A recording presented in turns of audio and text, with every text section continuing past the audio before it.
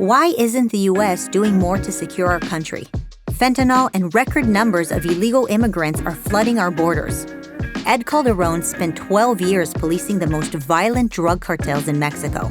He says America's enemies are working with criminal organizations and fueling anti-American sentiment in Mexico to destabilize the United States.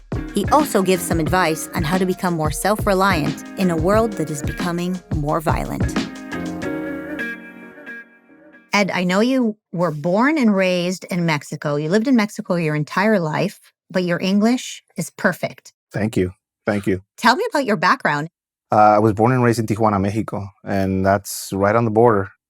Tijuana is a very tourist town in a lot of ways. When I was growing up there, I was born in 1982. So Americans were everywhere. Commerce is tied directly to the American dollar. So in schools down there, you are taught English early. And it's almost like a prerequisite to be able to get a degree in any way down there. So I learned how to speak it and how to understand it by watching TV. Mr. Rogers was pretty instrumental in that. But later on, I actually had to go to language school to get better, clear English if I wanted to pursue any sort of career.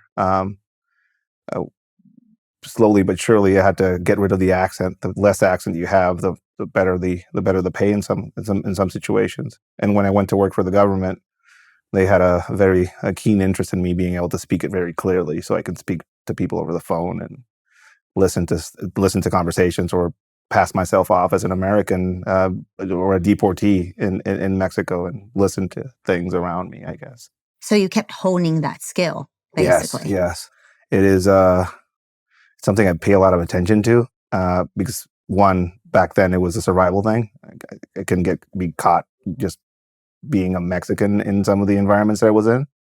So I had to pretend to be an American deportee so I can listen to some of the things that were going around in some of the areas where we were operating. You were talking a little bit about your work. Tell me a little bit about that. What did you do in Mexico and what eventually brought you here? You live in the United States now. Yeah. I didn't have a lot of options as far as work.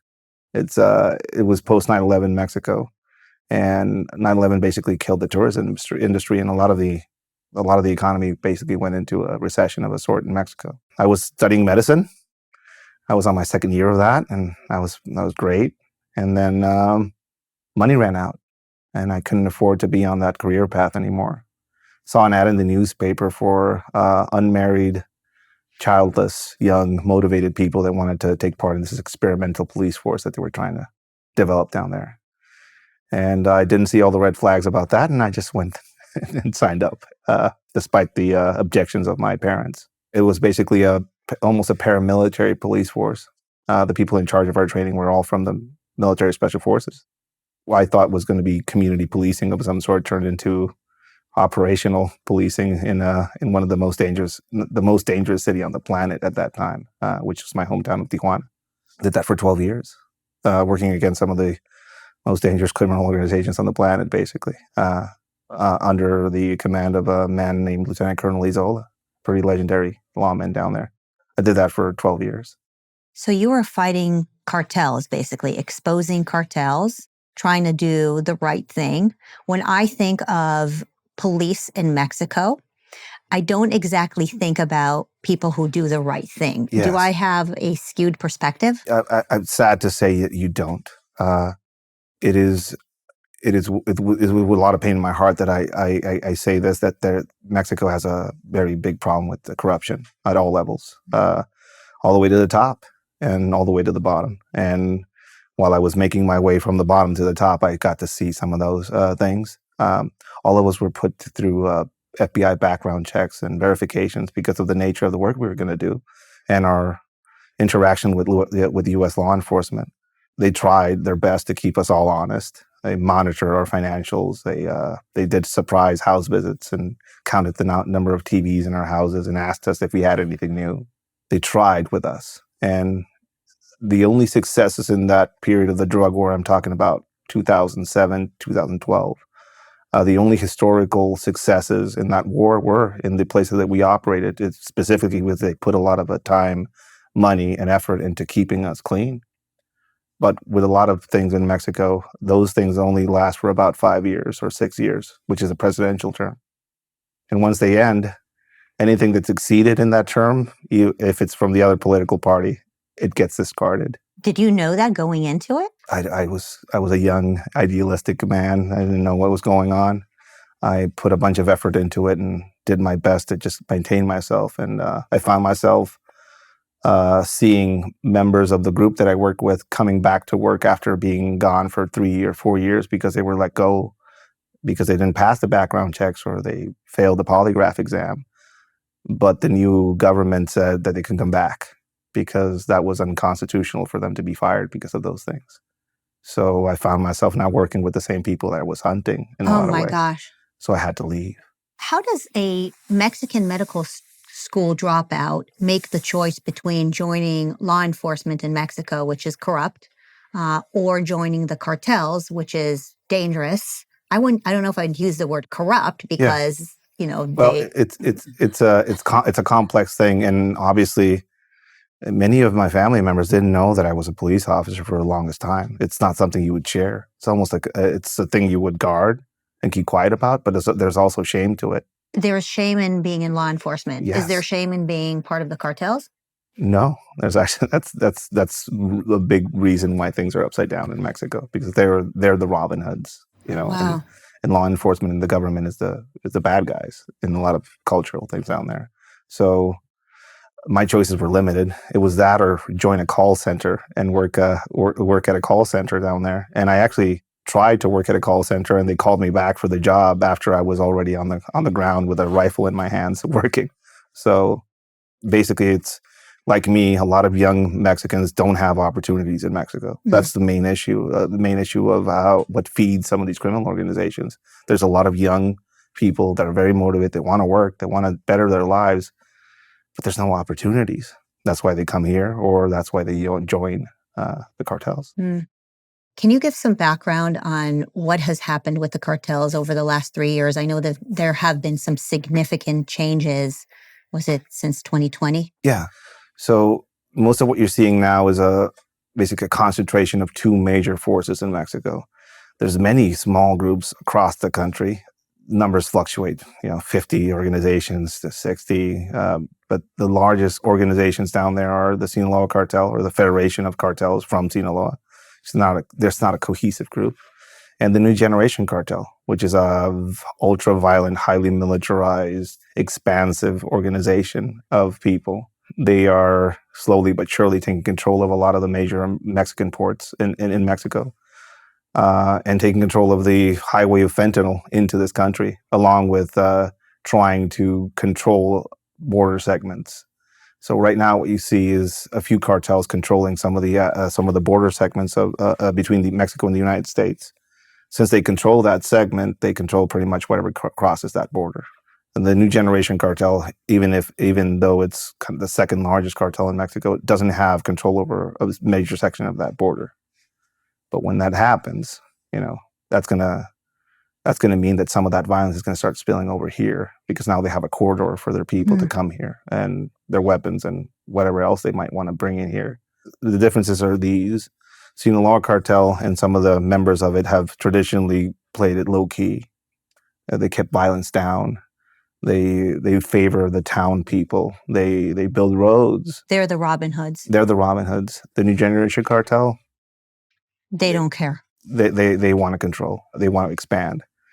They're not about the lifestyle. You won't see them wearing the pointy boots and the hats. They're going to be showing up in full military equipment with a single disruptor, so people can't phone the authorities. It's a different animal as far as a group of people. Why are they like that? What's driving that? So they were formed originally as a Sinaloa cartel entity to fight the Zetas. The Zetas were basically a group of special forces members from the Mexican army that left the job and went to work for one of the major cartels down there.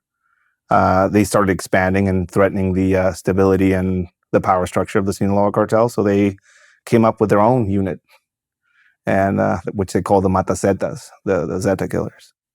And some of these original members of that group became really well equipped and versed in moving around Mexico and fighting some of these criminal organizations. What you saw then is that they figured out that they can start their own cartel, which is usually what happens. The original founder of that cartel is a man by the name of Nemesio Ceguera Cervantes, a former police officer like myself, um, who has who had a lot of experience in that realm.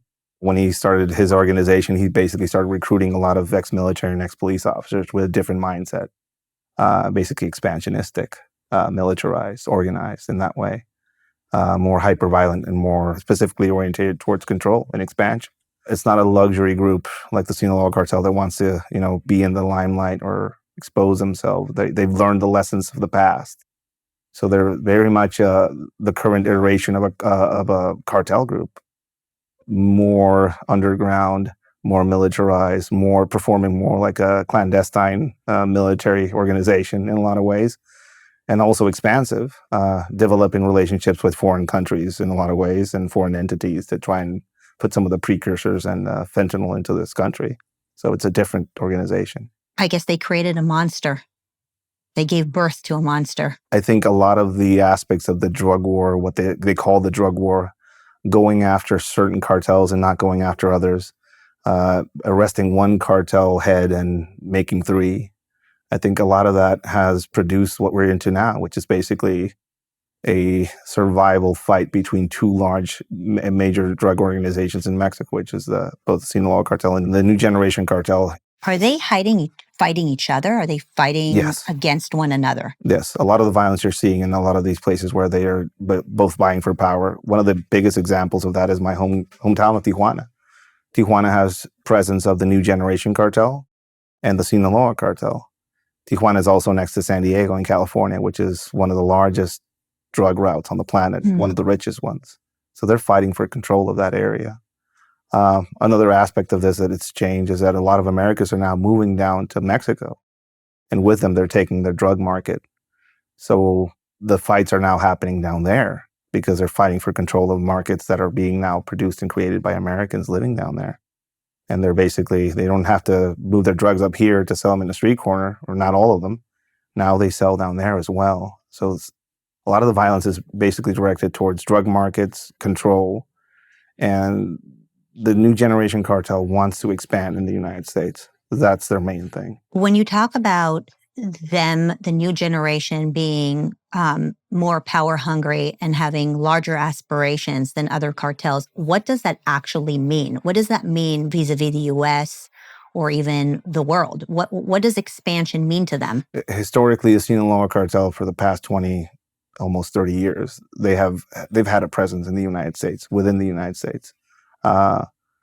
Historically, some people say that the Sinaloa cartel was actually born in Los Angeles, with one of its founders learning his craft here.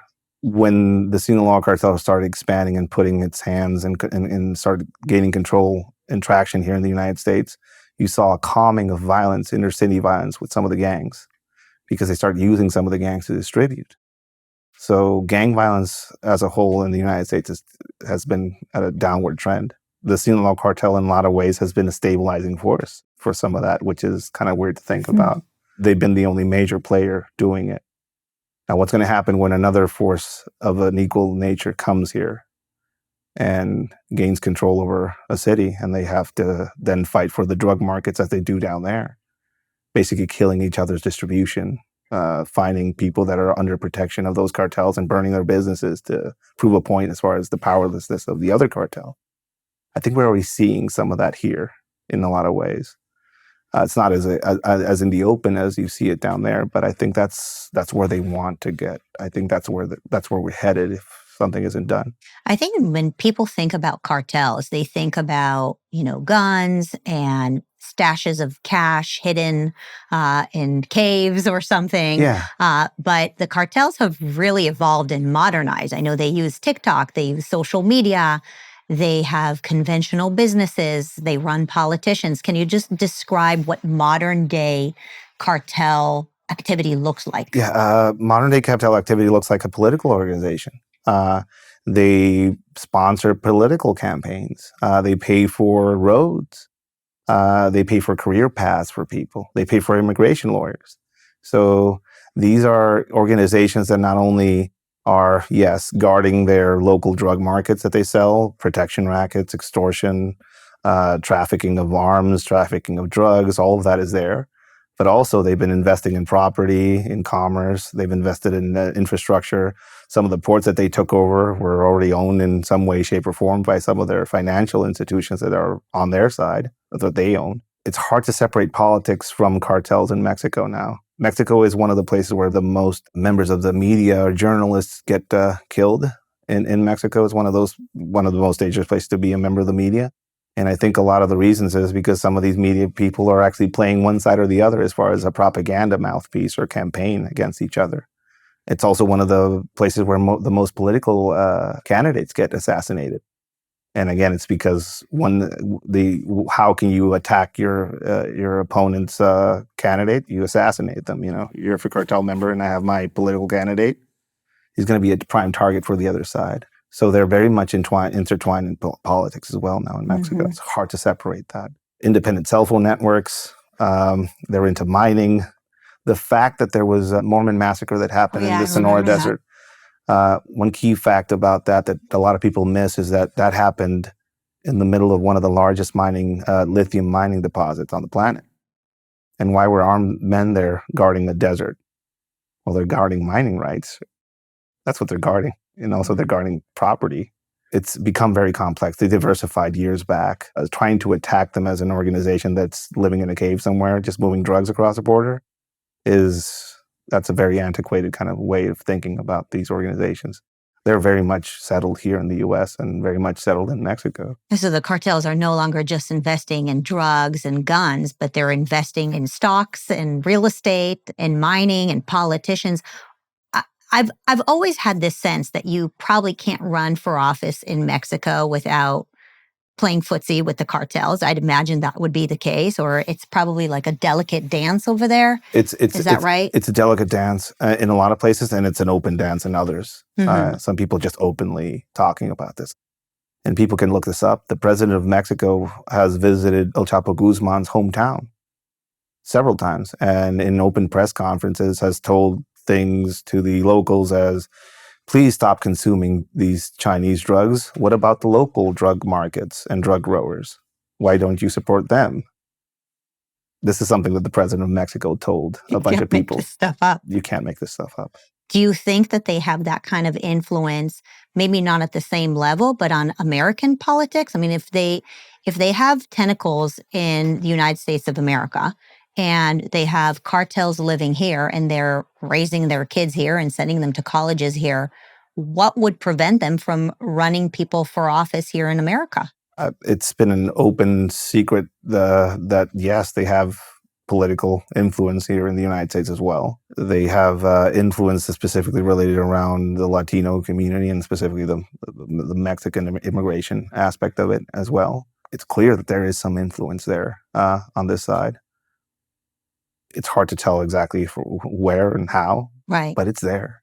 I mean, it really does tie into my next question, which is immigration, right? It's why wouldn't American politicians want to have sovereignty in America? Over the last 3 years, more than 8 million illegal immigrants made it into the United States. I mean, that number is more than double years before. Yeah. How is this allowed? Why is this happening? I mean, 8 million people, that's more than the number of people that live in the state of Tennessee. I mean, we had an entire state of illegal immigrants come in through the border. And for some reason, our politicians are not making this a number one issue. Yeah. I'll speak to this as an immigrant myself. And I'm not an illegal immigrant to this country, but an immigrant. I immigrated here legally. The process was very difficult and complex. And it was a very big strain on my family, but I did it. One of the first things that I was offered when I went out of the immigration office was ways of getting money from the government. Like welfare? Yeah. Basically all the programs that I could qualify for when I really wanted was a job to go to work. A lot of the people you're seeing on that border showing up are no longer the Mexican immigrants of the past that are here to go into construction or go into. These are not the types. These are people from all over Central and South America, Venezuelan, Honduran. People from North Africa are showing up. Chinese immigrants are showing up. People from the Middle East are showing up as well. There are people from all over. Ukrainians. A load of Ukrainians showed up for a long period in places like Tijuana. What we see on the Mexican side, because I've been on both sides to see the situation going on, from the first migrant caravan that came up and to the last one. What you're seeing is almost like an organized effort by foreign entities to pump people to that border. Buses that are being paid for in dollars and cash all the way to the south, from all the way to the southern border, all the way into the northern border. Kids being separated and marked with bracelets that people aren't too clear about the meaning of those bracelets. But when you speak to some of the people there, it's because, he's paid for, he isn't paid for. What does that mean? What do you mean he's paid for, he isn't paid for? Women being stood on a wall and being selected. You go, you stay. For trafficking? For trafficking. And they get women trying to make it their way across the border are already being selected and recruited. When I say recruited, I mean being selected for that type of activity here. When they cross that border and they get some of these organizing groups that are supported sometimes by Americans sending dollars down there, females will show up, putting a friendly face to some of these women and a safe space. I mean, a bunch of women showing up to volunteer help for you guys. And all of a sudden, you get one of those on you, and then when you go to the wall, men show up. They traffic you across the border, and you get put into a hotel room somewhere and earn money for them for however amount of time they have you there. Slavery is a real thing in the United States. Mm-hmm. Now, Mexicans in the past would cross the border and get basically put into some of these aspects of slavery because they had to pay their way here. It's happening still. A lot of the people that make their way across the border are now in debt to these organizations. A lot of these people will get handed over to authorities here, and somehow these criminal organizations know exactly where they're going to be placed, and they will get a visit in the middle of the night and a knock and say, "You still owe us money." So it's a complex issue. It's very apparent that it's being weaponized by foreign powers against the United States, this flood of people.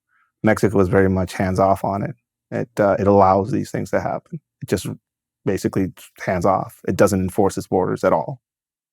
And it makes sense since Mexico is currently living through some of the most anti-American presidency that's ever been in Mexico right now. So it's very openly against the U.S. Would you say that the Mexicans are just disappointed with the United States and so they don't really care? Or are they becoming more ideologically Marxist? Who are they aligning with if they're not aligning with America? Anybody that's the enemy of America is now a popular figure in Mexico. Wow. Vladimir Putin and things about Vladimir Putin on TikTok are prevalent in Mexico. China is filling a void that the U.S. left behind after Trump when he got elected and basically pulled a lot of the factories out of Mexico. China came in and basically filled that void. So to them, the Chinese are like heroes because they came in and gave them jobs? They came in and basically started investing in things that the U.S. basically started retracting back to the United States. That started a trend. Trump was a phenomenon, and he basically was used as a symbol of why, as a country, Mexico should distance itself from the United States. Historically, a lot of the U.S. foreign policy in Mexico has been very damaging. We have to be clear about that. Recently, on unclassified documents, it became very apparent that a lot of the presidents in Mexico have been on the payroll of the CIA, at least going back to the 60s and 70s. So a lot of these things are coming to light. Social media, communication, people are educating themselves now, and it's very apparent that there's a big push and trend towards anti-Americanism in Mexico.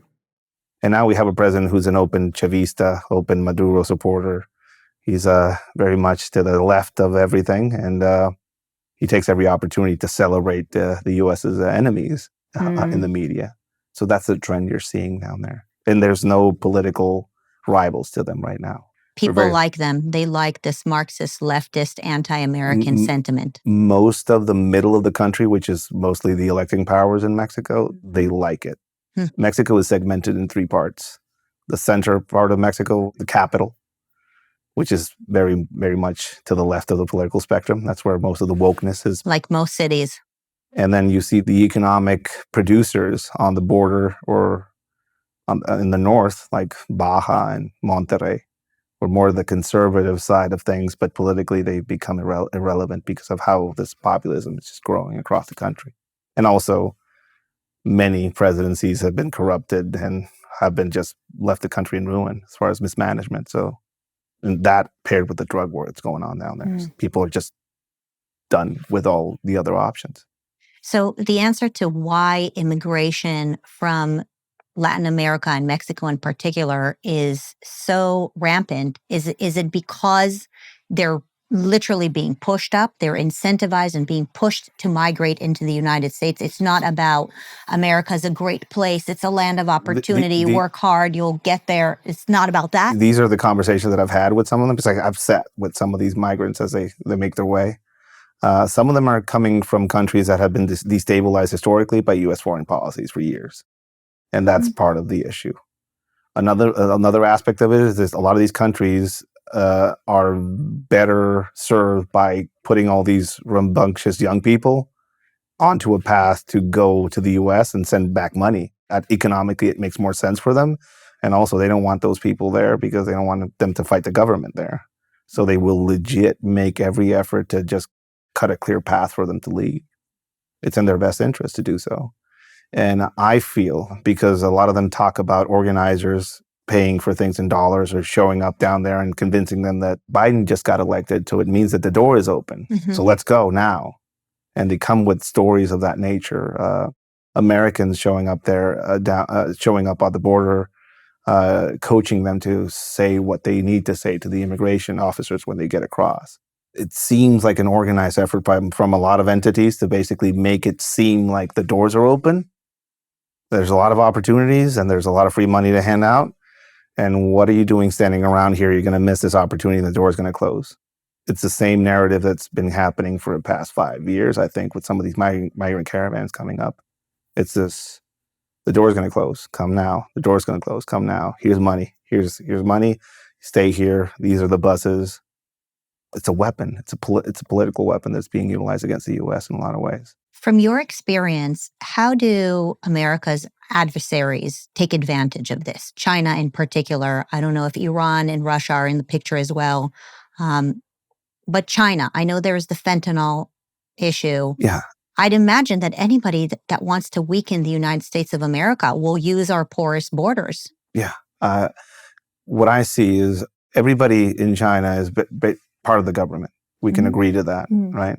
They have no choice also, right? Yeah. The CCP will make sure that that's the case. It's the largest intelligence agency on the planet, China, because everybody that's Chinese is part of this. Is part of it.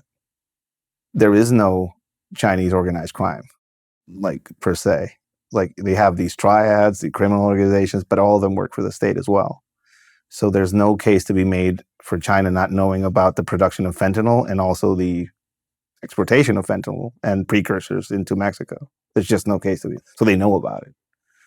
So there's a country that is an adversary of the United States that openly and knowingly sending these substances that are going to come into the U.S. and basically decimate a whole generation of people. They are taking full advantage of the fact that there's a very corrupt and not coordinated government on the southern side of the border here in the United States. They're taking full advantage of the fact that they control at least one of the major criminal organizations down there, or in a lot of ways, because they supply them. It's very much a generational type warfare thing that they're doing, is what it seems. I've heard stories about generals writing about the fact that how you would fight the U.S. is to degrade it. So what you're seeing is a multi-front assault on the United States through its southern border, basically, creating an almost Vietnam-like setting where there's a proxy group for them fighting in Mexico and creating destabilization like that through some of these criminal organizations down there, sponsoring and fueling the fentanyl epidemic up here. Finally, gaining an influence and political influence in Mexico and turning your closest neighbor and one of your biggest economic partners into an enemy. It's a perfect weapon. So I'd imagine that Department of Homeland Security and the United States government must be aware of the things that we're talking about. Yes. Which brings me back to, I guess, my repetitive question. Why are they letting this happen? Why aren't they securing the borders? Why aren't they designating the cartels as a real threat? Why aren't we keeping our country safe? That's an interesting question. And I've been involved in conversations around the designation of these criminal organizations as terrorist organizations or not.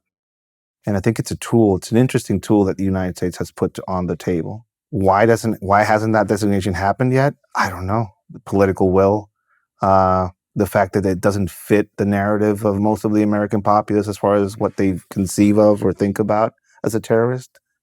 There was a long argument, and there's still an argument about that in Mexico, where this is just an excuse for the U.S. to intervene in Mexico, right?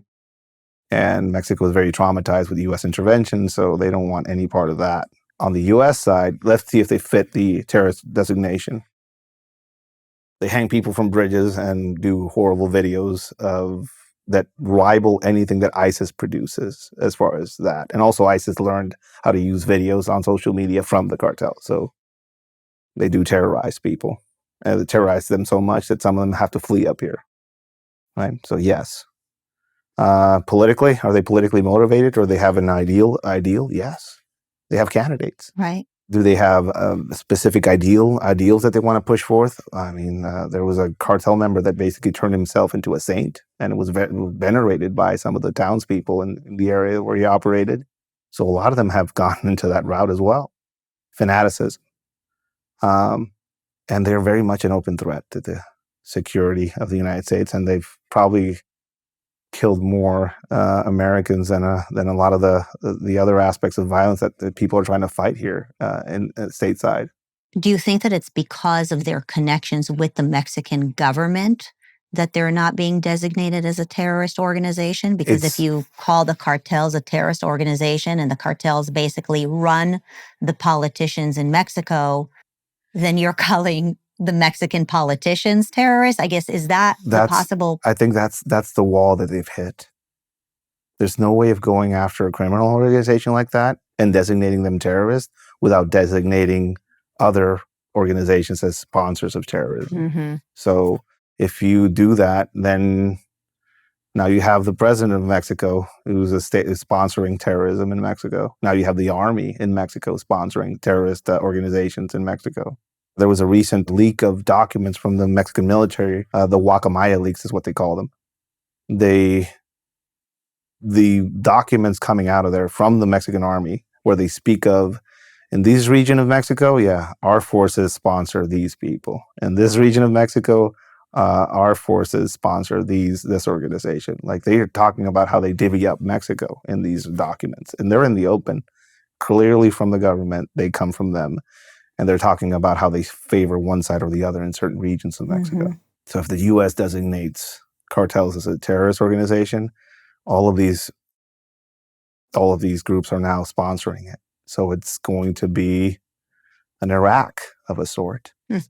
So I think that's the wall that the U.S. policymakers have probably run into. Yeah, you talk about some of these global issues. I think that whether it's terrorists or our adversaries, they have realized that we're so stuck on playing the game with this checklist, where they realize as long as they use this checklist against us, they can just manipulate us. And so, they realize that they can use social media, they can run for office, they can invest in banking and basically trick the West, because the West is so stuck on saying, well, a terrorist always looks a certain way and always says certain things. And unless we, see that very, very clearly, we're basically going to allow them to take over. There was a famous Mexican singer who just broke through and sang at the MTV Video Music Awards at the VMAs. He, through recent revelations, he was just revealed to be an operator for the Sinaloa cartel, and somebody that's favored by them and sponsored by them and protected by them. And he was on the MTV Video Music Awards. That would be the equivalent of having Osama bin Laden's favorite singer showing up there and singing there. And what the reaction of the U.S. would have been. But we're there now in another way. Yeah. It's a different way, but it's kind of the same, though. Yeah, I think the perception the U.S., the American perception of it is just not there. I don't know why. I just think it's a little bit of like, because maybe it's Hollywood where everything is like black and white. There's the good guy and the bad guy. But when the good guy does a bunch of bad things or the bad guy does a whole bunch of good things, then suddenly you can't really identify who is immoral anymore, right? Yeah. There's so much moral relativism that I think some people in the West just can't wrap their head around the fact that, these cartels, they'll do some good things, but they'll do a whole slew of bad things. And if you just follow the Hollywood narrative, you don't know what to do with that. Yeah. It's like we're like little children. Yeah. I think in a lot of ways, the U.S. at some high levels has probably treated the Sinaloa cartel as a tool, as a stabilizing tool. That's what I think. And it's probably very apparent to a lot of people out there now that the Sinaloa cartel in a lot of ways has been targeted more now recently by the federal government in Mexico in some of its segments. When 9/11 happened, these are the rumors that I heard when I was down there. When 9/11 happened, the U.S. government, yes, reached out to the Mexican government about, keeping an eye on things. But the people that were like looking out for any sort of Arabs or any sort of people from the Middle East in Mexico were the cartels. And they had instructions from somebody. So they're probably in a lot of ways an asset to the U.S. and have been for years. Things are changing now, though, because people are dying, historical figureheads are dying, and people are moving around, and the power is just shifting. I think perception-wise, at high levels and at low levels, like regular citizens, we need to look at the threat that is coming from that region as basically a fire that's being set on our feet by foreign agents. It's not just Mexico doing all these things. It's your enemies taking advantage of a highly destabilized country with an open corridor into this giant drug market of a country. There's blame on both sides, but Mexico is definitely being utilized and weaponized against the U.S. We mentioned morality and moral relativism, which makes me think a little bit about religion. Mexico generally has been very, very Catholic, but I've been hearing that there are these new emerging religions that really surround, I guess, worship of death. Yeah. And I don't know if I'm misinterpreting it, but can you just explain to Sure. me what is this very rapid growing religion? And I'll add one more thing that I've heard about, maybe you can comment about this, is that there are actual musicians and bands that produce music that's very popular in Mexican culture around these new religions. Yeah, yeah. So there's not just one. It's death. Death worship is one of them. There's also Malverde, who's like a Robin Hood figure, a saint, a forbidden saint from Mexico. There's a bunch of them. I think specifically what you're seeing is an open rebellion or revolt against convention and against some of the old structures in Mexico. The church is very much tied to the government in Mexico. So anything that the local populace can do against them is seen as a win. The worship of death in Mexico is old. What you see now is this, I think the first time the America saw this skeleton saint was watching Breaking Bad. Yeah. That's the first time people got to see it. And I think that probably caused it to have that negative connotation. Realistically, that skeletal figure has been prayed to and venerated for hundreds of years in secret as the only surviving spiritual practice from pre-conquest times. It's a religion of the marginalized. So that's usually where you see it, where people, they don't get invited into the church or they're not good enough for the church. So they started their own chapels, and instead of venerating the Virgin Mary, as most Mexicans do, or La Virgen de Guadalupe, they venerate her shadow. That's how they kind of view it, as a duality goddess of a sort. In the day, they'll venerate the Virgin, and at night, they'll venerate the skeleton form behind her. It's everywhere. It's here, too. Like I was at a Santa Muerte chapel in Connecticut, out of all places. Wow, Connecticut. Yes. So it's here, too, as well. It's, in my view, it's benign. It's not really something that people should be worried about. It is kind of scary to see skeletons and stuff like that. what I think is being utilized and weaponized as far as a faith practice down there in Mexico is actually some of the Afro-Caribbean things that are showing up in Mexico. There's a lot of Palo Mayombe. It's basically old African practices that coming through the Caribbean and into Mexico, which very much push the aspects of bone collections of the dead, body parts being utilized for spell work, occultism practices related to organs. This is more of an Afro-Caribbean influence coming into Mexico, but it's very much prevalent all across the country and even here in the US. These are desperate people, and desperate people usually focus on extremes as far as, ask who are they going to ask for favors or who they're going to ask for miracles. The aspects of Satan worship in Mexico is growing more so than the death worship that you mentioned. There's one of the largest growing faith practices in central Mexico right now is a faith around a figure they call the Black Angel or the Angelito Negro, which is basically a Satan worship, Luciferian worship growing up in the middle of Mexico. Again, these are all expressions of a society that is desperate. And it's done with the conventional structures that haven't served them for years. So they're looking for answers somewhere. What does this kind of worship lead to? Does it lead to valuing life less? Does it lead to violence? Does it lead to condoning, I guess, immoral behavior? Do the cartels take advantage of it? Kind of clear up of a few things. Most of the major cartel guys that you see out there operating are Catholic. El Chapo Guzman's son, when he was arrested, was carrying a Santo Niño de Atocha emblem on him, which is basically a baby Jesus statue, miracle statue that he was carrying. He became the best-selling saint in Mexico after he was let go. So because it works, Yes, it's utilized as symbology, faith practices. It's utilized for fear, for control, and it's very much. I think it's more of a tribal thing. It's like our group is going to venerate this saint, and this is our culture, and this is our faith, and this is what pushes us forward. That's what it's being utilized for.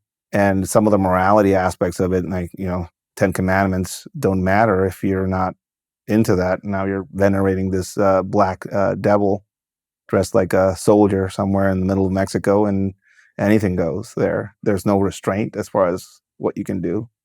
Some of these criminal organizations in Mexico, not all of them, have gone into extremes as far as some of the spiritual practices. Cannibalism has happened in some of these criminal organizations on the guise of spiritual practices. Wow. Like if you don't eat this heart, you won't be able to lead these group of people. Things like that happen in Mexico. What do you think a mom in Mexico wishes that her son or daughter would grow up to be? I know it's a tough question because I'm sure there are all kinds of different pockets, but in general, like, in our community, my community, for example, it's well known that we hope that our child would be a doctor or maybe a lawyer or go to school, go to Ivy League school and get a degree. And I think that's, by the way, changing very quickly. Yeah. But I'm just curious, in Mexican culture, a mom is raising a child hoping that he or she will grow up to be what? Yeah. In most of Mexico, a business owner of some sort, most of it. Most of Mexicans, a business owner, a lawyer, a doctor. My mom wanted me to be a doctor, right? God bless her heart. Didn't make it. You almost did. Almost did, But then, when I was working in certain communities and I would go into some of these communities, we were spit on. We were the bad guys. For being the geeks? For being the police officers, for representing the government.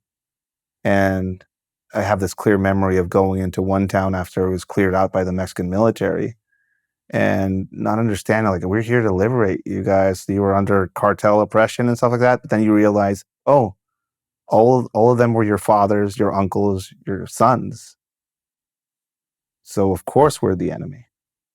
Talking to some of them and listening to some of the conversations in some of the communities like that, they want their kids to grow up to be El Chapo Guzman, or they want their daughters to grow up to marry one of the cartel members so they can, live the life in LA or wherever, It's a dream for them. And this is what the cartel very much uses as a recruiting element for them. Cartels are recruiting through TikTok. They're recruiting through popular music.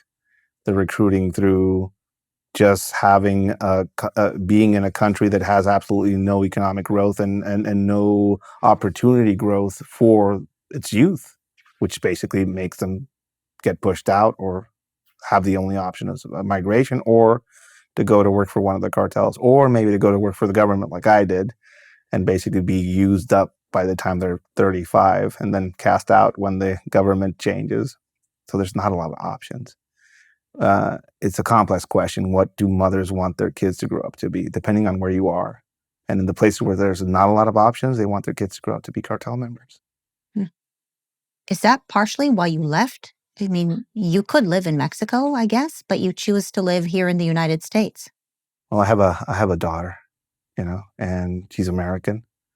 I have to keep going for her, and there's no opportunities for somebody like me down there. There's a quote that I read somewhere: "Be careful what you get good at." And I got good at a very certain activity in Mexico for 12 years, became very known for it. And when that ended, in Mexico, if you're a police officer, you have that as a career path. If you get fired or let go, or if you leave a police organization, you're unhireable to another police organization. You can't go into another one. Why? You have all those skills. It's a policy. It's a policy that they have. So then what? You just join the cartels? Most of the people that I used to work with, a lot of them, who have the same level of training that I do, and I'm nobody. I'm somebody that has a lot of experience. I train a lot of people here in the U.S. I have a skill set. I know things, and I get hired by the federal government to train their people. I've trained, you name it, I've trained them. And people get impressed with what I know how to do and what things that I can show. A lot of the people that I work with were way more prepared and trained. When the job ended for all of us, they didn't get the opportunities to migrate to the United States that I did. So where are they now?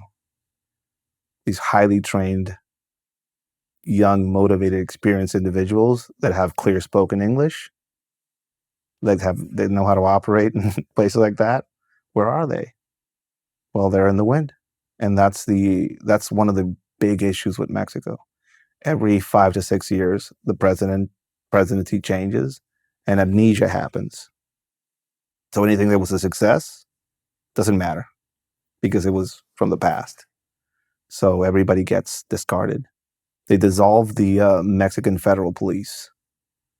And it's a lot of trained, armed people that some of them U.S. trained like I was. And they handed that policing process to the military, basically telling all those guys to just leave. Where do you think all these men went? So when people are asking what's fueling some of the violence down there, that's another aspect of it. And what responsibility does the U.S. have there? Well, the U.S. has been paying in a lot of ways for the drug war through things like the Plan Merida, which is a binational agreement with Mexico to send funds down to Mexico to pay for things like training, salaries, vehicles, weapons for the police and the military. And when I joined in 2004, the solution of the federal government in Mexico and the state government in Mexico was putting a bunch of guys in the back of a truck and patrolling an area. And that didn't do a lot. And what do you think the policy of the federal government right now is after all those years of a drug war? Putting a truck with a bunch of people in the back and patrolling an area. Yeah. Meanwhile, these cartels are now utilizing drone technology, fully submersible submarines. They're into cryptocurrency. They're into dark web stuff, and they're developing their independent cell phone networks. It's not even a competition. What are you doing here in the U.S.? What's your new gig? Well, I got here. When I got here and I started my immigration process, I was blessed at having beautiful friends and family here. And among them was a man named Dan Stanchfield, Navy SEAL reservist, and his amazing wife, Kelly. They were my host family up here. It's through them that I got to realize that the U.S. is a responsibility, not an opportunity. I think that's what they showed me. I got here and I was looking for any type of job because I'm new here and I'm from Mexico and I work. That's my mindset. It dawned on me that most of the people that wanted to learn from me or seek me out they wanted to learn about my experience. I've been a liaison with the U.S. authorities for a while now, so I had friends up here that knew about my work. So I started basically offering up my experience as a trainer, basically. Journalists going into war zones that have to navigate things like police corruption and paying off people and what they can carry through a border, what they can't carry through a border. Well, I worked against some of the biggest drug smugglers on the planet, and also around a lot of corrupt institutions. So I could speak on this directly. I worked against a lot of the most sophisticated abduction for ransom organizations on the planet as well. So I teach people how to not get targeted for that or what to do if they do. So basically, I teach people how to survive in environments like that. That's a big part of what I do. I also consult for the government and on topics related to the border and border issues and cartels. And law enforcement agencies across the country, send me messages about, hey, what does this mean? Hey, we found this weird statue here in this cartel safe house somewhere. Can you, talk to us about it? So a big part of what I've been doing here is trying to make my experience and what I did down there worth it and benefit this country. Have you heard about these towns that are being built across the Texas border where the north part of Mexico is a cartel-owned town, and then the south part of Texas is a cartel-owned town, and they're just a few miles away from each other where there is supposedly a border in the middle, but both towns are expanding and essentially becoming one large town with a supposed border through it. Yeah. And I mean, what is that? How are you letting this happen? Well, there's basically they're trying to replicate what happened in Tijuana, where these two major population zones collided on the border. Yeah. And you can have a wall there. You can have tunnels now. What you're probably seeing out there is a very smart cartel realizing that they don't have to go around authority figures. They can just start their own town and invest their own money into businesses, people that go live there, and just find all sorts of ways to conceal and camouflage the fact that they're now funneling substances across that border. What eventually is going to happen is that when two major populations meet at that border, it's Christmas for them. Now it means that they can hide things underground. That means that they can now hide things in the open by having businesses that are basically fronts for them on both sides of the border, which is exactly what happens here in the San Diego-Tijuana border. There's a lot of that going on there and has been going on at a larger scale. But I think that's what they're trying to develop on that part of the border. So when I drive down from San Diego into Mexico, I do go through a checkpoint. Yeah. But you're saying that it's what is like a facade? Realistically, it is. Carry a squirt gun in your pocket across the San Diego Mexico border. Nobody's going to check you. There's military personnel right now on the border. All of the border functions have been militarized by the current government. Mexico is a military dictatorship by all intents and purposes. The people that you see on that border with the white uniforms, they're all members of the military. They call them the National Guard. They have absolutely no training to be patrolling a border. They have no training as far as being able to search and seizure things. These are members of the army basically just being put into that function. And it's already become apparent that they are colluded, corrupted, and are working for one or the other sides. It's Christmas. That's what cartel members say about the border right now. It's Christmas. It's Navidad. Your messaging is pretty scary.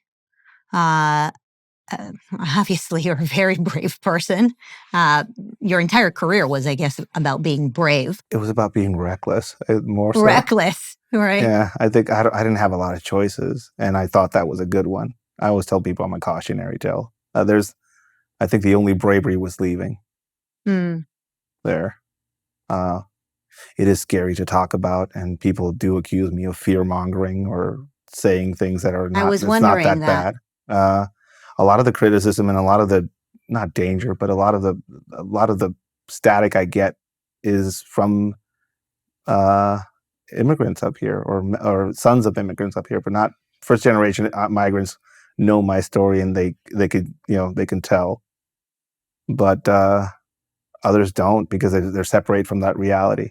Whatever Mexico they have in their minds is not the Mexico that is there now. And I go back and forth still. So I have to go down there sometimes, and I've done training for the government down there before this president came in, and I could see some of these things changing, and it's very real and it's very scary, and there's a lot of stress and trauma on that border of people down there realizing that there's nobody coming to save them in a lot of ways, and that it's heading more and more down into the violence that we started off with. I recently went to a security conference with my former boss, Lieutenant Colonel Izaola in Tijuana. He told me to shave off the mustache that I had. Great interaction. He called me to see if I could show up. And what you're seeing now is that the society down there is screaming for a repeat of what we did down there to take back Tijuana. There's will there. There's hope. There are people that are willing to take that to bring that fight again and try and do something to change things. It's just that there's not a lot of them. I tried to look you up on Instagram. I couldn't find you, but you had an account before. Are you being censored? The thing that took down my 400 grand Instagram account was 4 videos that I posted up of Chinese state welding doors closed and using drones to warn people to stay indoors. I posted those 3 videos up, and my Instagram account was completely gone the next day. Not cartels, not violent videos, none of that. It was just 3 videos about China. It took down the Instagram account. Wow. I thought your answer would be something with guns. Like, I don't know where you are on Second Amendment. Maybe you can tell me, but my assumption was that you did some self-reliance video on why people should own guns or something. 3 videos, and people that I have a large following, and they witnessed this. They were like, for me, it's a business. I have 5 employees, so it's like devastating. We're back at 300,000, so the people that follow us and know what we're about are still there. But it was very shocking to me that is what censored me, and it's also very telling. Telling. We do live in a country where the NBA players can't say that Taiwan is a country. So I guess I got to experience that phenomenon directly. What social media platforms are you able to post on? Right now, I had a lot of friends tell me to move myself to another alternative site of some sort, but I'm stubborn and I want to stay and I want to figure it out. So I stayed on Instagram for now. TikTok is strange. It immediately censors anything that I post. Wow. Because my name is probably on a list somewhere in China. Right. What about like X or YouTube? I have a YouTube channel. It's basically a podcast that I do, and I talk to people on that. And we get censorship a lot because some of the people that I have on are former members of the military up here or the law enforcement professionals that are up here. And it's a dirty word now on social media. And talking about anything real or news related will get you banned and or demonetized. So I've learned those lessons, Yeah. I got to give a shout out to like Rumble or any of these other free speech locals. I guess for me, it's like now I have to prove a point by staying. A lot of people left, but I think I tell people I'm the last man standing. I'm going to resist this. Yeah. You mentioned the Second Amendment. Yeah, I want you to talk about that. What do you think? I recently talked to a friend of mine who's also born in Mexico. He's Israeli. He went to the IDF, and Mexican national going into Israel and fighting a war out there. So we're kind of similar, except I stayed and fought my war at home, and he left and fought a war far. Great guy. He migrated to the U.S. And we were talking, as both of us as migrants, like, what's the American dream? I asked him. And he said, a gym in his garage, a truck, and not having to worry about people coming to take your things constantly. And also a gun. Having the responsibility of having a firearm and being able to have that responsibility and have that respected. I'm currently living in Texas, and he is too. It's pretty funny, that's where immigrants want to go. I've been in places where guns are illegal, Mexico, and the only people allowed to have them are government and criminals. And in the middle are victims that are unarmed, that are following the law. So that's painful to kind of come from. When we would go out there, we would do eradication things, looking for poppy fields and drug fields out there. Every now and then we'd bump into a house or community and they had a shotgun in the house. I would unload it, leave the bullets outside and leave them the shotgun because I know that's their only defense. We're not going to be there. Imagine somebody coming to your house and asking for your prettiest daughter for a party with guns. Do you want to be the person in that conversation without guns? In a place where the government can't guarantee your safety and is not going to be around for anything? I'm of the opinion that the ability to possess a firearm or have a weapon and the ability to maintain the capability of using that weapon should be an internationally protected human right in places where the government can't do that for you. That should be a thing. It's not. When I came to this country, one of the first things that I fell in love with is that in some parts, not all, that responsibility is a right. I grew up with that as a responsibility, but here it's a right. I think in my mind, it's still a responsibility. Whenever I'm anywhere, like here, I know how to deal with a gunshot wound. I know what to do if somebody's overdosing on fentanyl. I know a lot of things, and I feel it's a responsibility for me to do something if I have to, because that's the knowledge I have. It's a complex situation here in the U.S., I know. Gun violence and gun running into Mexico and some of the issues that we live through. I was personally involved in some of the aspects of Fast and Furious in Mexico, and some of those guns actually killed some of my friends. And what that did to gun rights here in the U.S., the detrimental aspect of that, what that did to the U.S. I don't know. I don't know how to solve all of that. I just know that as an immigrant to this country, coming from a place like the one that I came from, I find great comfort in finding a place in a community where there's armed, responsible citizens. There's a difference. You can tell the difference immediately when there's armed, responsible neighbors around you versus a place where there's not that, And I went to live to Texas. It's interesting that you bring up your Israeli friend because I think just recently after the October 7th massacre, Israel changed its gun laws and actually allowed citizens to carry. Yeah.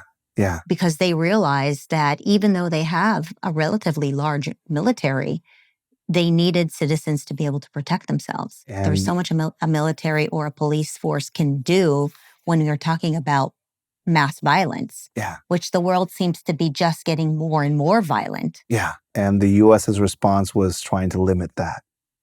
In Israel, there was a U.S. response to tell that you shouldn't do this. You shouldn't arm your citizenship. Well, they don't want the Americans to learn from the Israelis. I don't know what the intention was, but it's hard for me to respect any sort of effort to try and disarm people that just went through something like that. There's a lot of guns out there, and there's a lot of people that want to affect your interests, and there's a lot of people that are sick. I think more so than any sort of gun epidemic in the country, which I always hear that, and I don't understand what that means. I mean, you'll put a gun on the table, it's not going to do anything. I think there's a mental health crisis in the U.S., and I've experienced it. I just came from Portland, where the federal government is handing out needles, and they're getting filled with fentanyl-laced heroin from Mexico, and somehow that's a union of two powers there, and it's not only being fostered, but it's nobody is doing anything about it. It's growing, and you see a society like that, what can we do? Arm ourselves. This is one of them, And if you have that right and that ability, it's a scary time for me. When I came up here and migrated up here, I went through cancel the police, Black Lives Matter. I was at the Portland riots. I was at the Atlanta riots. That was my first immigrant. That was your welcome. That was my welcome to America. And the thing I say and gives a few people chills every now and then. In certain parts of the U.S., it's feeling more and more like home, like where I'm from. Like what you ran away from, you mean? Yeah. As a woman, there's another thought that I have when you talk about self-reliance, and that is men in America becoming more squishy. I feel less safe when I'm around squishy men. Yeah. And I worry about I have a son and two daughters. And I know this might sound incredibly controversial, but I think we need more masculinity. Yeah. And I'm just wondering, you are a person who's had a lot of visibility into what real evil looks like um, across the border and here in the United States. Is this a concern of yours, how we're raising young American men? I go to police academies and I see empty rooms. I see standards being lowered. I see a very powerful campaign of canceling the police that it won in a lot of ways. Kids don't want to grow up to be cops anymore, Joining the military is not a thing that a lot of people want to do. Recruitment's down all over the place. Whenever I get students coming into a class that's related to anything that's related to survival or medical management or anything like that, I tell them that people like to talk about minorities here in the U.S. You're the biggest minority in the U.S. right now. People that want to take responsibility and be better at being able to protect and or do something or being an asset to the people around you. There's definitely something happening as far as the woke culture, how the media is portraying certain things as far as men and how things are being labeled as toxic. I'm old school Mexican, I'm very conservative as far as how I grew up. My mom was Catholic. I went to a Catholic school and I still have the scars to prove it, It was pretty rough.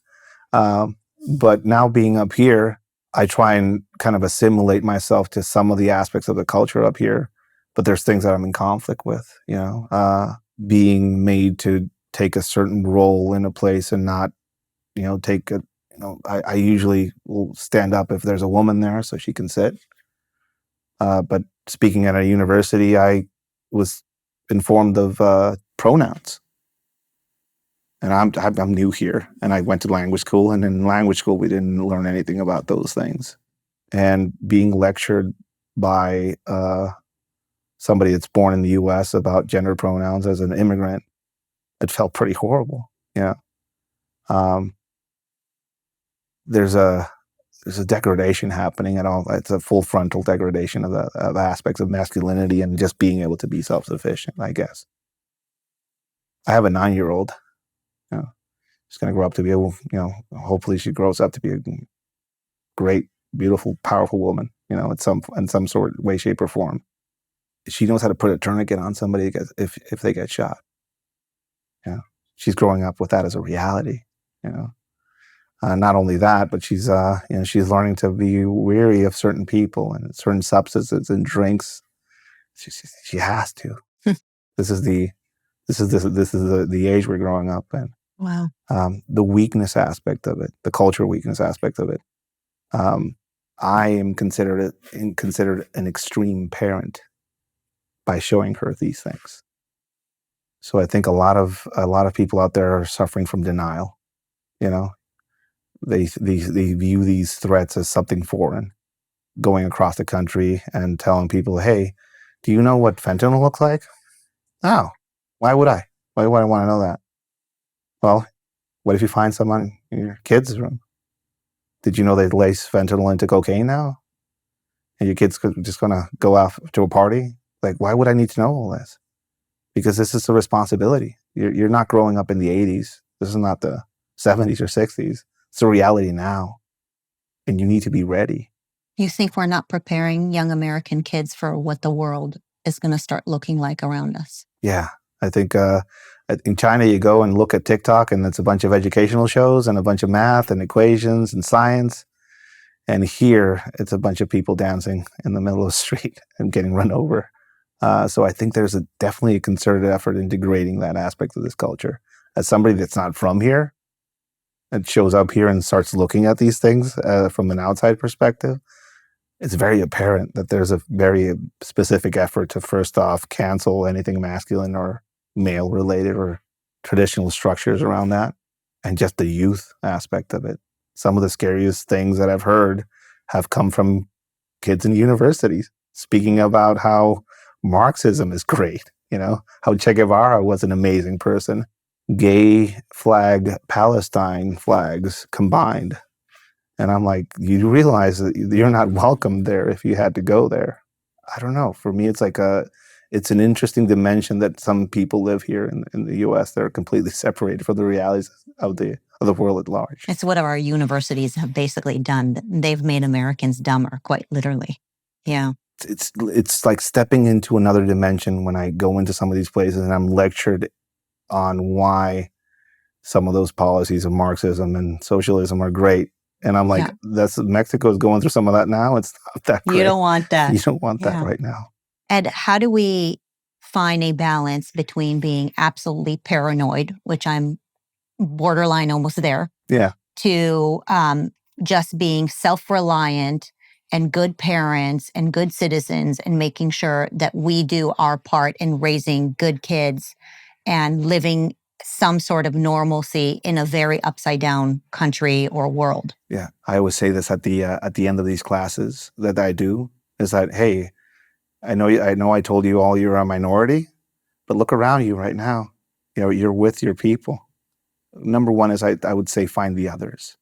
There's a giant silent majority in this country that are willing to do what needs to be done to bring this country back. But they don't talk to each other as well as other groups out there. I think that's so communication and figuring out how to find these other people is one aspect of it. Our kids are everything. And anything that is related to not kids, it's pretty nihilistic and destructive and death worshipy, I guess, in a lot of ways. I've always looked for kids in communities. And if there's no kids around, it's a sign of something. So some of the woke communities that I've been into where there's no kids around, well, they don't have to worry about the future. So it makes sense that they're so, selfish. Yeah. Narcissistic and selfish. Educate your paranoia. Realize that the enemy that you perceive out there in the world also has a family, also has a voice, also has needs. One of the things my mom told me early on, and it changed my life, nobody's against you. They're for themselves. If you realize that and you realize what they're for, you won't take it personally and you can prepare for it. Educating my paranoia has been something that I've been trying to do since I got out of the job that I got out of, because I brought with me a lot of trauma. So I would say to all Americans out there, yes, watch the news, listen to people from the other side, because I know we have interactions and we want to isolate, but sometimes we need to sit down and listen to them. I think that's a big aspect of how we educate our paranoia. If we're worried about everything, we're not going to be ready for the one thing. So we start focusing on the actual threats to this country, the universities, porous border and people wanting that border to be porous, your enemies abroad utilizing and weaponizing your neighbors against you, substances now in the form of fentanyl being put into things like prescription medication pill format that you're not certain what you're actually taking. I mean, these are the threats that are there, and these are the things we need to prepare for and prepare our kids for. And who's doing that? Where are the talks at school about medication being concealed and fentanyl being concealed in medication format?